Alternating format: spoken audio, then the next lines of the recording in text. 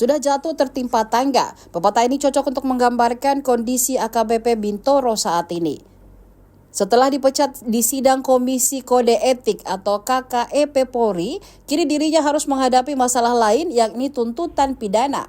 AKBP Bintoro masuk dalam 5 anggota polisi yang terlibat kasus penyuapan anak bos Prodia.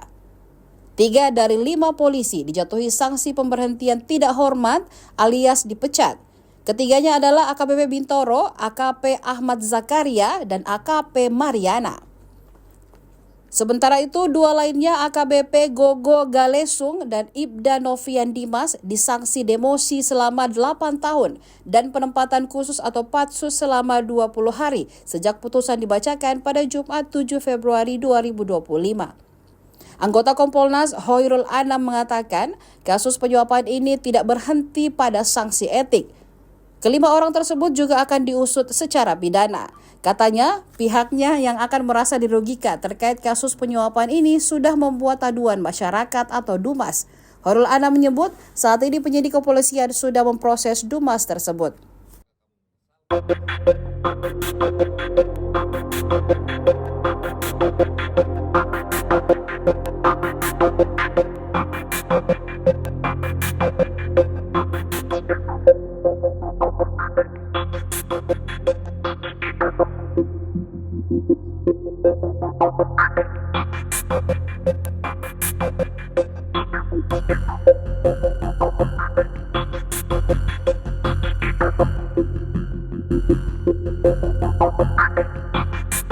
Download Tribun X sekarang, menghadirkan lokal menjadi Indonesia.